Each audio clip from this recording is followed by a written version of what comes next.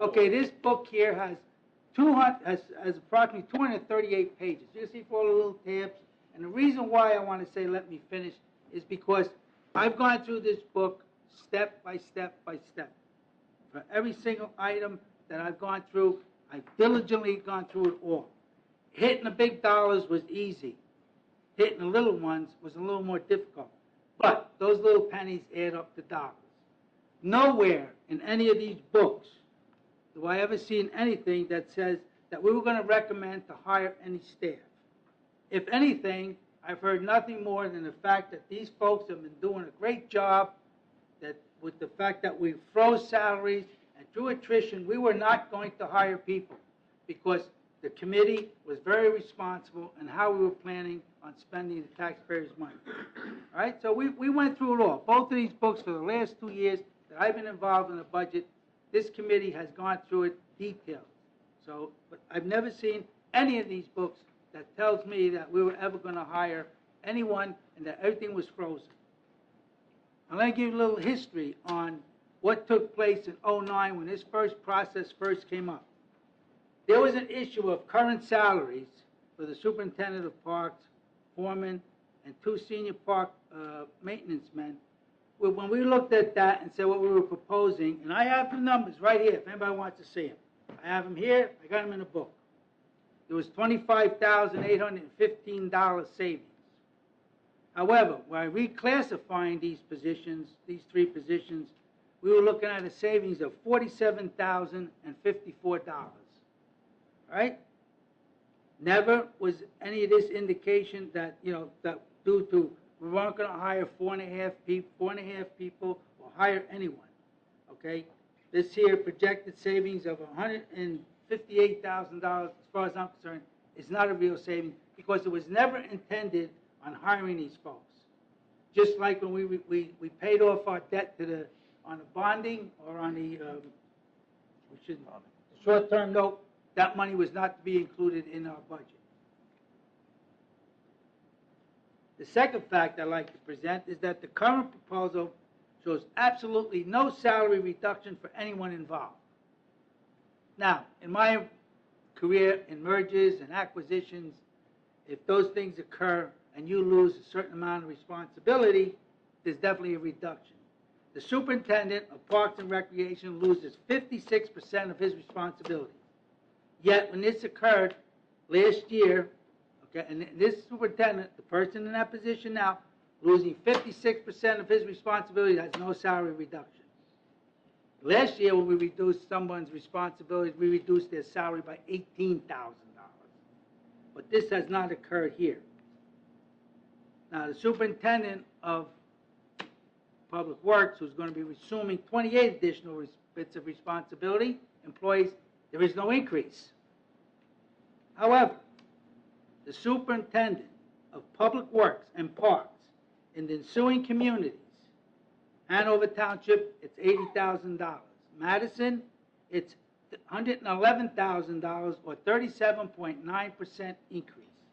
East Hanover, the salary is $113,000 or 40.4% more than what the current person in our town is making. And Montville is $124,000 or 59% more.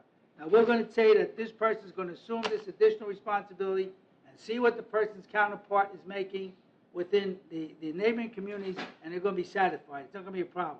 He doesn't have a problem with someone in his department who's losing better than half of his responsibility, making more money than he's making. I have a problem with that, all right? And I want to assure everyone in this room that with or without the current status of the economy, that I will do everything in my powers to make sure that we reduce costs, rather than just transferring responsibilities from one department to another department with really no savings of, as far as I'm concerned, productivity or dollars.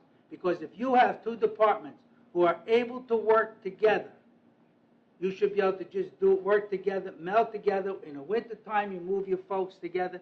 In the summertime, you have them doing their respective jobs. Right now, we're getting into the peak set season for the Parks Department. So as far as I'm concerned, they're going to be doing whatever they've been doing in the past. So I personally, I just don't see any reason why that these two departments have to be merged. If in fact, if there's an issue that they're not working effectively together, then correct the problem. Fix the issue. If I'm being hired to cut grass, well, maybe I don't want to do a job in public works. Does that mean I have to do it? Well, I guess it does.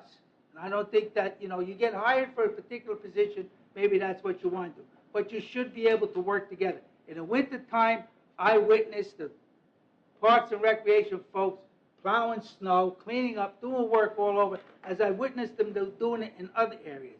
So for me, to make a change for the sake of a change doesn't make sense. I don't believe there's any $158,000 being saved because it's never been in any of these books that were anyone. And I've heard nothing, as I said before, but compliments on the great job these folks are doing, that everything is going along fine. And so why are we, if it's broke, if it's not broke, why are we changing it?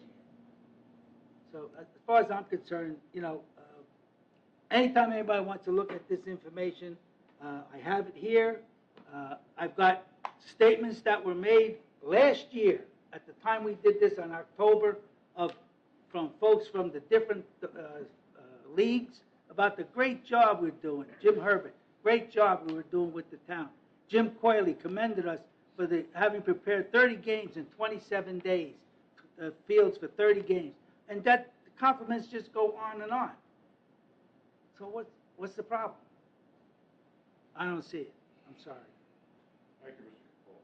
Mr. Formaggio, you have anything to add? Or? No, just a summary, based upon the savings by reducing the budgeted heads that were in this budget by 2.25, which are documented by the CFO, Mr. Esposito, and the fact that we are maintaining the integrity of the fine Parks and Recreations Department. And in all fairness to Parks and Recreation, that department and its services has grown significantly since this individual has come online in 2002, and in preserving, the service quality that we have and we enjoy. I see it as a true win-win for Hanover Township. I don't see anybody that's losing a great deal of responsibility with no salary cut. I don't see where that is at all. Why something like that would occur. You would think that you would be making salary adjustments to support a person's responsibility. All right, and you can tell me about that $158,000. I got 2 books here. I have not seen anything or any recommendations from anyone that says we should be hiring these people. All right, and we all know that based on attrition that we're going to go through tough times, and people know we're not going to hire the people because we can't. It's difficult right now. All right, you just can't go out. We're not hiring the folks on the police department. So, it's not something that we understand. We're still not done with this budget. We still have other areas that perhaps we have to look at. But as far as I'm concerned, this was a done deal a while ago. So.